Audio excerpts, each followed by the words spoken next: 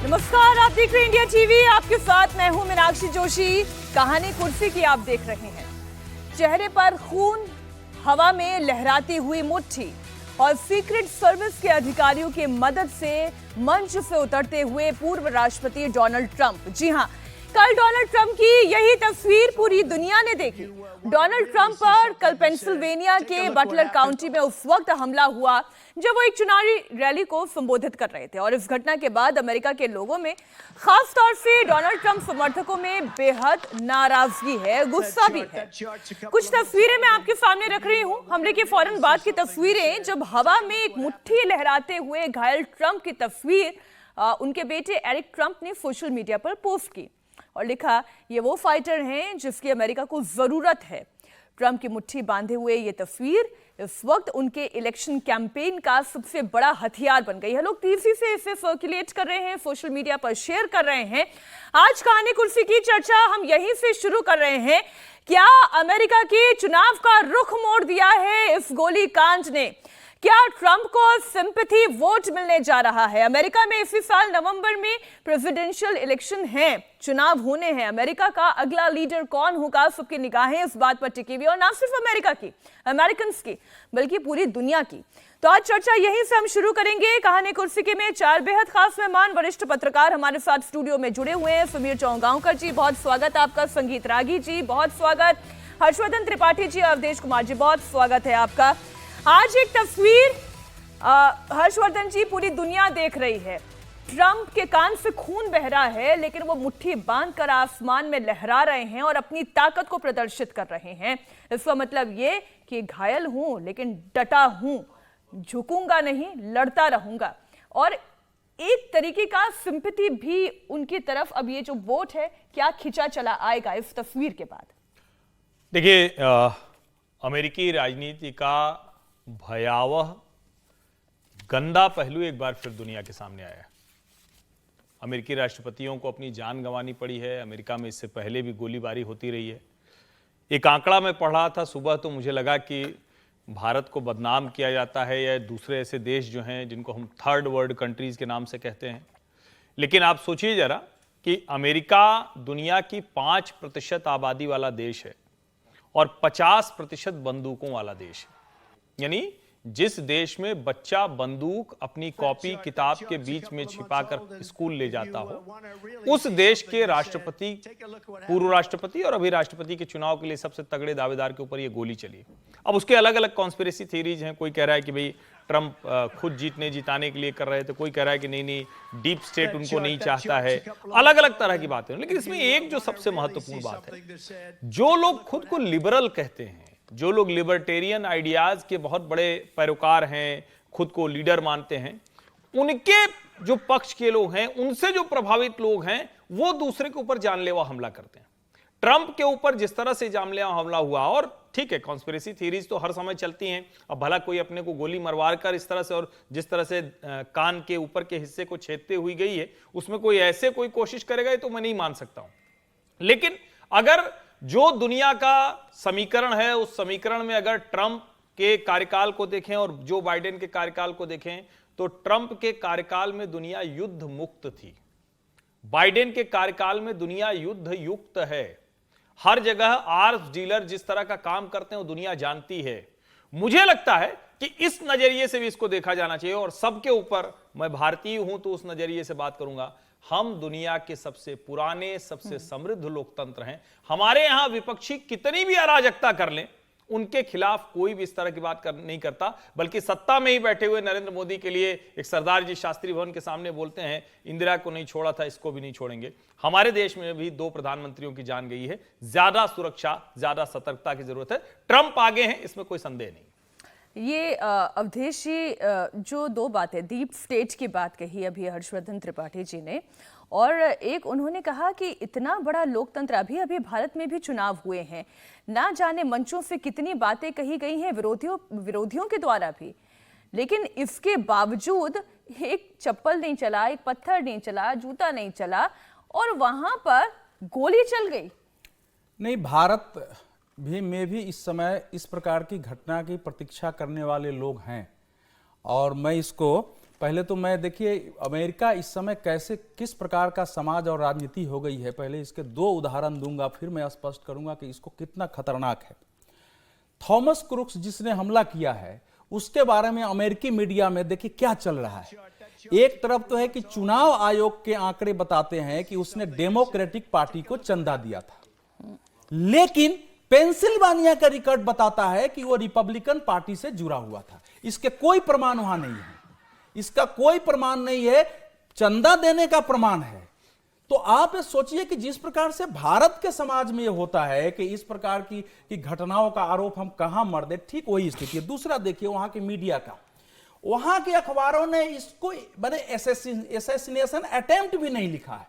New York times लिख रहा है Trump rushed off stage after chaos at rally. आप सोचो, माने भारत के बारे में केओस, अगर आप वही तो कह रहा हूं ना कि ये अमेरिका को ठीक से CNN politics secret service rushes Trump off stage after he falls at rally. आप सोचिए, ये मैं पढ़ के बता रहा हूं, ये आपके दर्शक इसको गोली चली है और इसे गोली कांड नहीं मान रहे, ये असैसिनेशन अटैक नहीं मान रहे। अब मैं बता रहा हूं कि इसको कैसे समझ, ये इसे एक भगदड़ मान रहे हैं, भगदड़ मान रहे हैं। इस समय क्या है कि पूरी दुनिया में जो एक नए सिरे से एक नौ वामवाद खड़ा हुआ है, न्यू लेफ्टिज्म खड़ा हुआ है, जिसका जो दुनिया के वो जिहादी एलिमेंट्स के बारे में भी उनकी अलग मदद है। जो भी राष्ट्रवादी लोग जहां भी खड़े हुए हैं, अपने देश की सभ्यता संस्कृति में विश्वास करते हैं, अपने राष्ट्र की बात करते हैं, उन सबको एक फासिस्ट, लोकतंत्र का दुश्मन, उनको जो है समाज का दुश्मन, समाज की एकता के लिए खतरा, जो स्थिति भारत में है वो स्थिति इस समय अमेरिका में है।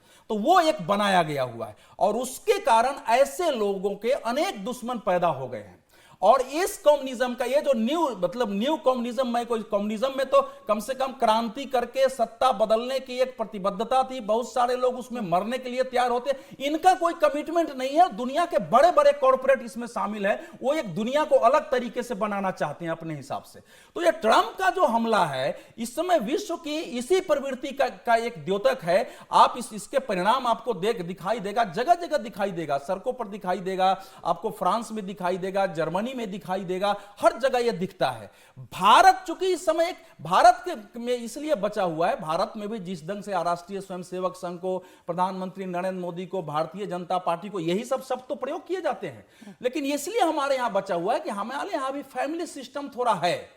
एक ही परिवार में एक व्यक्ति कांग्रेस का समर्थक होता है, कोई आरएसएस का है, तो कई बार जो है गुस्सा होते हुए भी उस रूप में नहीं निकलता है। लेकिन राहुल गांधी का पिछले बार का एक भाषण तो अभी चल रहा है ना कि नरेंद्र मोदी अगर बाहर निकलेगा तो लोग डंडों से मारेंगे, उसको भागना पड़ेगा।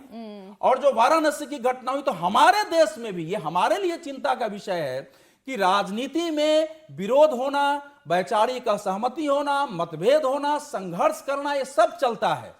लेकिन अगर इस प्रकार से आप एक झूठ फैला करके किसी को खलनायक बनाते हैं तो उसके आधार पर देश और विदेश, दुनिया की बड़ी आप उस नफरत की पौध की बात कर रहे हैं। हाँ, वो हिंसा के लिए तैयार हो जाते हैं। एक नफरत की पौध तैयार करना जो हिंसा के लिए हमेशा तैयार रहे, और ये हेट्रेडनेस। अच्छा, मैं कुछ पंक्तियां आपके सामने पढ़ के बता रही हूं। ये वक्तव्य है जो प्रेसिडेंशियल इलेक्शन वहां पर चल रहा है, वहां पर जो बातें कही जा रही है, डोनाल्ड ट्रंप के खिलाफ जो बातें कही जा रही हैं, वो जरा मैं बाय लाइन्स आपको बता देती हूं। If Trump wins an election, that our country will end, our democracy, our constitution will end, it's the last election we will ever have. जो इस वक्त डोनाल्ड ट्रंप के खिलाफ जो बातें कही जा रही है, संगीत रागी जी, वो बातें कुछ सुनी नहीं लग रही है। देखिए सिर्फ वहाँ नहीं, ली पेन जो है वो फ्रांस के कंजर्वेटिव पार्टी को रिप्रेजेंट करते हैं और बहुत बड़े नेता हैं। यदि आप उनकी भाषा का आकलन करेंगे तो भारत में उस प्रकार का कोई भाषा प्रयोग करने वाला नहीं है। ली पेन का एक मैनिफेस्टो हम देख रहे थे, उसमें उन्होंने कहा कि फ्रांस की लड़कियां यदि अपने रेस को बचाना चाहते हो तो मुसलमानों के साथ शादी मत करना, ये बच्चे जानवरों की तरह पैदा करते हैं। हमको अपने फ्रांस की संस्कृति और सभ्यता को सुरक्षित रखना है।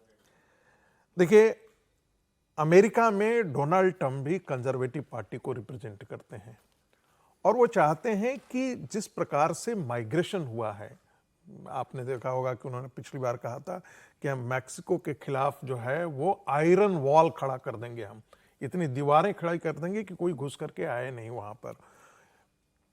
जो फ्रांस के अंदर है, आप देखेंगे कि अफ्रीकन कंट्रीज से जाकर के वहां पर बहुत सारे मुस्लिम बस गए हैं और वहां पर पूरा का पूरा जो है, जैसे पेरिस सबर्ब में दंगे होते हैं उतना तो आपको भारत के अंदर नहीं होते हैं जितना वहां पर कॉन्फ्लिक्ट होता है। और छोटी छोटी बातों पर जिस प्रकार से हमारे यहाँ होते हैं वहां पर भी होते हैं। मैं ये कहना क्या चाहता हूं कि ये जितनी भी कंजर्वेटिव पार्टियां हैं वो अपने देश की सभ्यता और संस्कृति को सुरक्षित करने की बात करती हैं। भारत के अंदर भी यदि आप देखें तो भारतीय जनता पार्टी क्या बात करती है, ऐसा तो बात करती नहीं है कि हम मुसलमानों को खत्म कर देंगे, ऐसा तो बात करती नहीं है कि हम किसी को सारे डेमोक्रेटिक राइट्स खत्म कर देंगे। सिर्फ इतना बात है, इसके मूल में एक ही बात है कि भारत की हिंदू संस्कृति, उसकी सभ्यता, उसके मूल्यबोध, ये सब सुरक्षित रहने चाहिए। और ये उन ताकतों से सुरक्षित रहनी चाहिए जो ताकतें बाहर की, जो नॉन इंडिक सभ्यताएं हैं, जो भारत पर आक्रमण करके और भारत को उसके जकड़ में ले लेना चाहती हैं, उससे सुरक्षित रखने की बात बस करती हैं। इसी को आप हिंदू नेशनलिज्म कह देते हैं चाहे जो। अब इसके खिलाफ पूरी दुनिया में वो ताकतें, वामपंथी ताकतें या इस्लामिस्ट ताकतें जिनको आप कहते हैं, इनका एक बहुत बड़ा नेक्सस खड़ा हुआ है, जिनका खुद में अपने यहां डेमोक्रेसी में कोई विश्वास नहीं है। दुनिया में यदि आप कहें कि भारत के अंदर ह्यूमन राइट्स की लड़ाई कौन लड़ता है, वो लोग लड़ाई लड़ते हैं जिनका ह्यूमन राइट्स से कोई लेना देना नहीं है।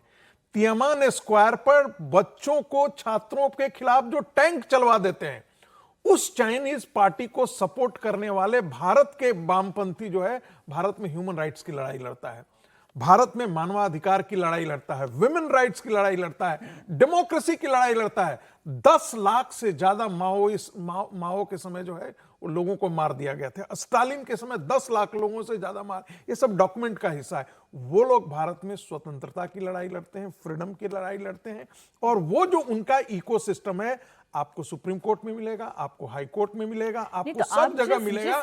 मैं जो इस बात को कह रहा हूं, वही इकोसिस्टम जो है वो ट्रंप के खिलाफ भी काम कर रहा है, वहां की राजनीति में खास करके।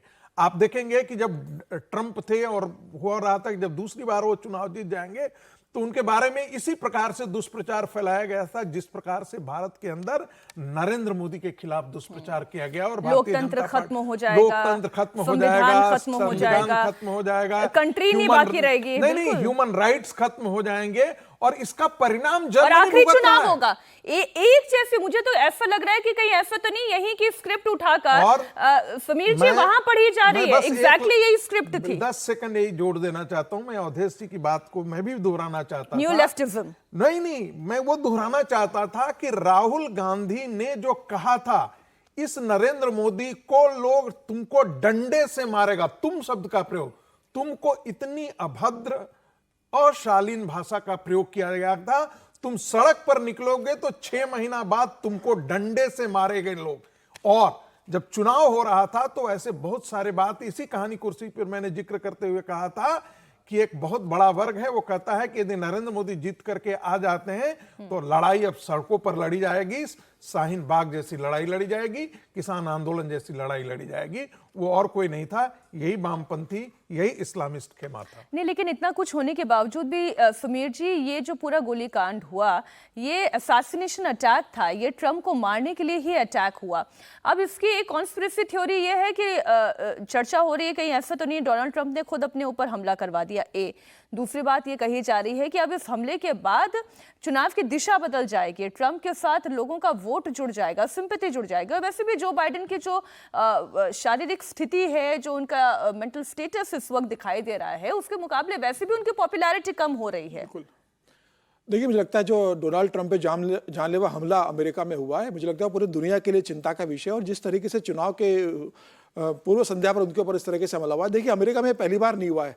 अमेरिका के चुनाव में हिंसा होती रही है। हालांकि ठीक है, ये जानलेवा हमला पहले हुआ। अगर आप देखो तो बिल क्लिंटन के समय जब चुनाव प्रचार कर रहे थे बिल क्लिंटन, उस समय भी गोली चली थी, हालांकि वो गोली बहुत दूर से उनके निकल गई थी। उसके बाद बराक ओबामा का जब चुनाव हुआ था उस समय भी गोलियां चली थी, उस समय भी बराक और ओबामा बचे थे। लेकिन इस बार ये चूंकि इनके कान से निकल गई, और इस तरह इस बार अमेरिका का चुनाव जिस तरीके से हो रहा है, शाब्दिक हिंसा भी जिस तरीके से पहली बार रिपब्लिकन पार्टी और डेमोक्रेटिक पार्टी के बीच में जिस तरीके की शाब्दिक हिंसा शुरू हो गई है, मुझे लग रहा है वो भी एक गंभीर चिंता की विषय थी। और इस तरीके से हमला करना, यह कहा जा रहा है कि डोनाल्ड ट्रंप ने अपने ऊपर हमला करवाया, मुझे लग रहा है बेबुनियाद और सरासर गलत आरोप है।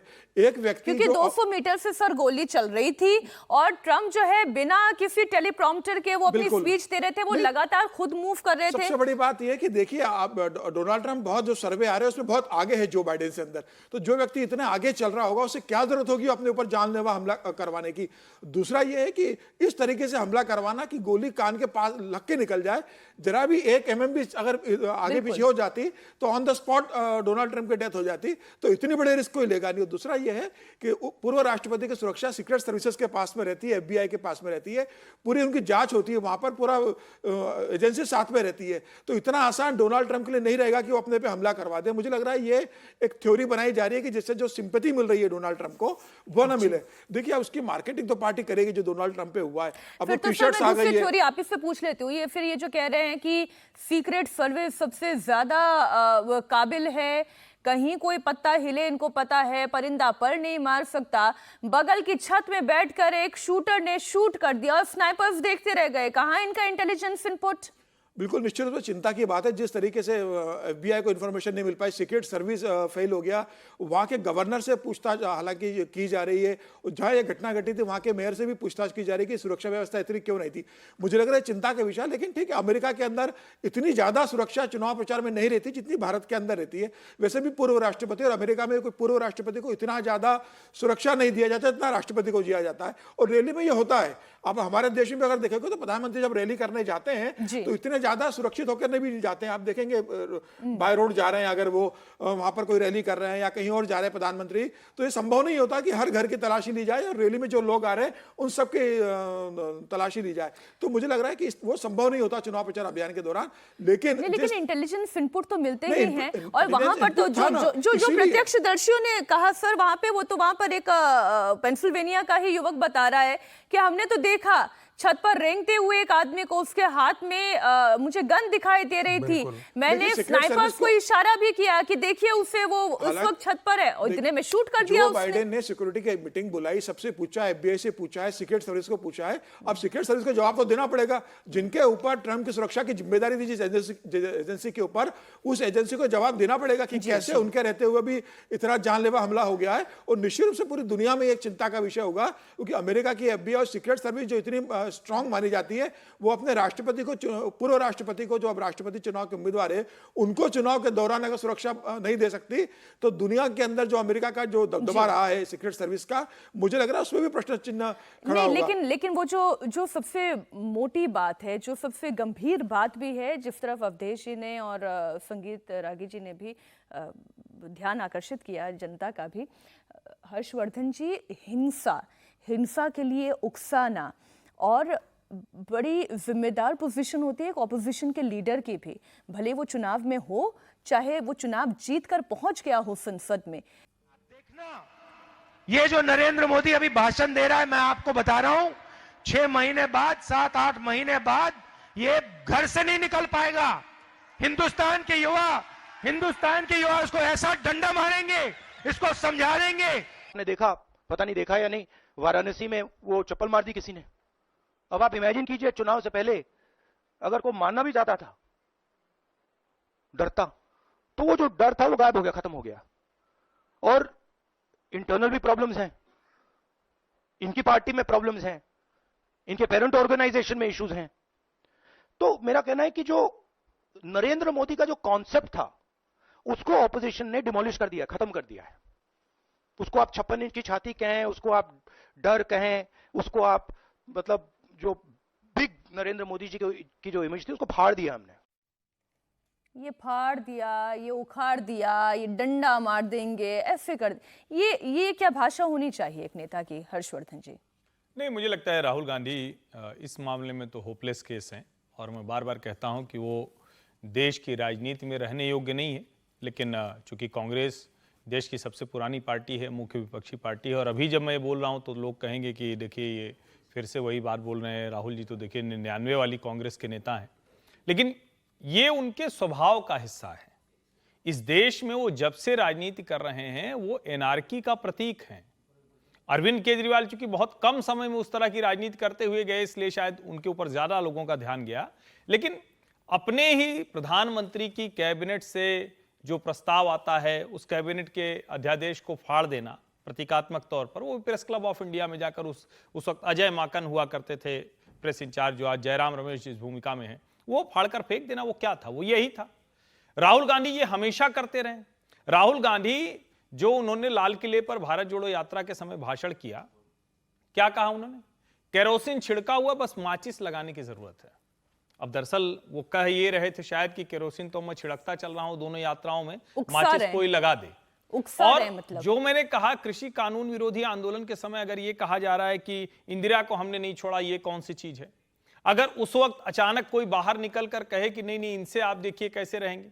फ्लाईओवर पर प्रधानमंत्री नरेंद्र मोदी का पंजाब में 20 मिनट तक वहां रहना, वो छोटी बात नहीं थी। सामान्य व्यक्ति होता तो शायद वहीं दिल का दौरा पड़ने से निधन हो जाता। आप 20 मिनट तक वहां हैं जहां आपको सिक्योरिटी थ्रेट हो, ये प्रधानमंत्री नरेंद्र मोदी के साथ हो चुका है।